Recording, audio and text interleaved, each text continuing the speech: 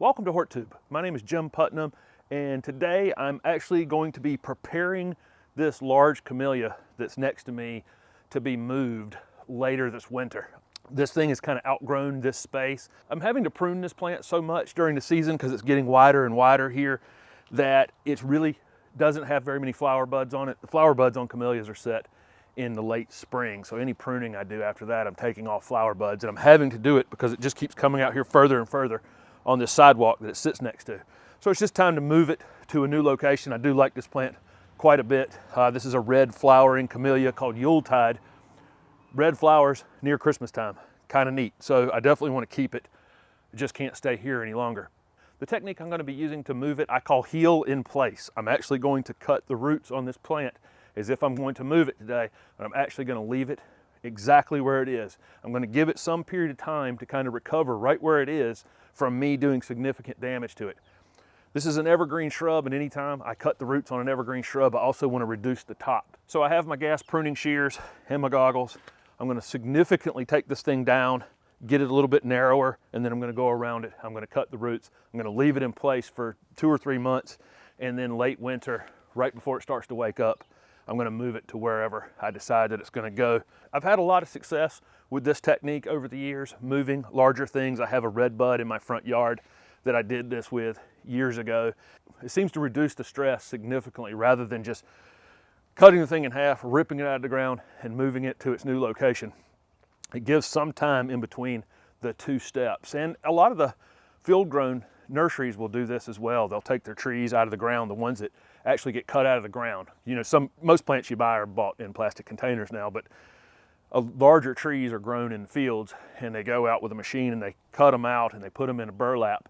And frequently they'll go and put them in some sort of berm or mulch mound or something like that to heal them in for a little while and give them some transition time between the time that they got ripped out and the time that they land on a landscape job to recover some. So that's what I'm going to do here, is just get this thing ready to get it out of the ground later this winter and hopefully alleviate a lot of the stress that would take place by just ripping it out of the ground in one fell swoop and moving it.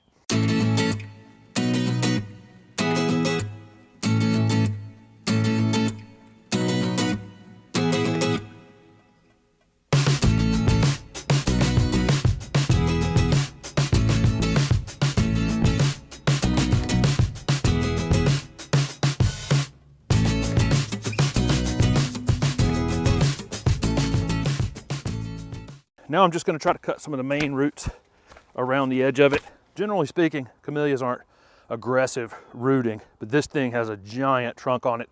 It's been here for over 20 years. And I have an oak tree over here, which has decided to go under my sidewalk and has a big root right here that's definitely in the way of this.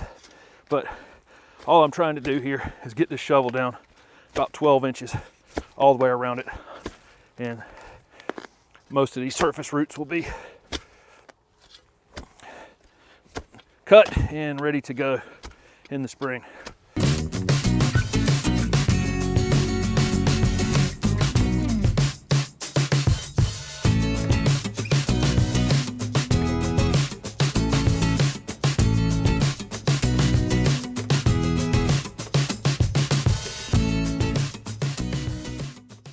That's all I'm going to do on this thing right now. I have gone all the way around it. I can stick this shovel down 12 inches easily all the way around it. This blade's about 12 inches long, so it'll slip right in there all the way around, no problem. If I give it a good shake, I can feel that it's loose.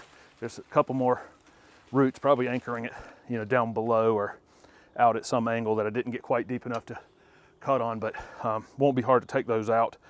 The rest of these will just be happy and healthy during the winter. It doesn't have a lot of top to support or any new growth or anything like that to support. So should be fine sitting here. Sometime around late February when my temperatures start to moderate, I'll come over here, pop it the rest of the way out of the ground, which will probably just be a matter of sticking the shovel back into these same grooves and then pulling back on it, which I didn't do just then.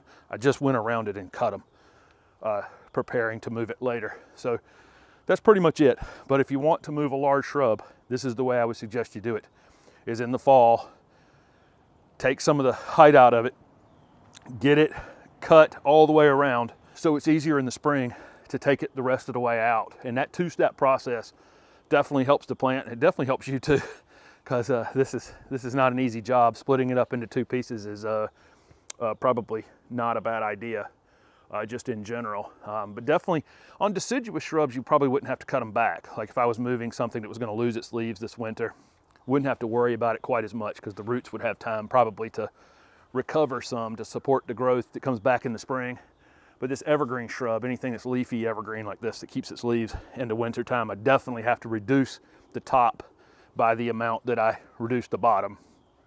You know, I don't know exactly what damage I did down there, but you know, I cut 40% of the plant off, so that should be adequate to for the root damage that I did on it. So I'll do a follow-up video on this in the late winter and show you where I'm going to be moving this to and how I go about getting it the rest of the way out of the ground. One update from a previous Maintenance Monday video is the annual ryegrass has come up beautifully. This was the bare spot that I had raked out. I'll link that video in the description of this video, but it's up and has been mowed once and looks absolutely fantastic. It's a little bright out here this morning, so you can't see all the way up into there, but in this shady spot right here, you can see it looks absolutely fantastic. Another update here is the pansy planting, which looks absolutely fantastic. I got a slow release granular fertilizer that I'll link in the description of this video that I put out on here. I used the liquid in the video where I actually planted the pansies, and I'll continue to use the liquid feed about every 2 weeks, but I did get a granular slow release that'll last the entire time the pansies are pretty much here. That's one application, but this is a fertilizer specifically blended for pansies. And like I say, I'm going to supplement though with the liquid all winter long. So thanks for watching my video, and if it was helpful, please hit the like button and subscribe to my channel for future videos.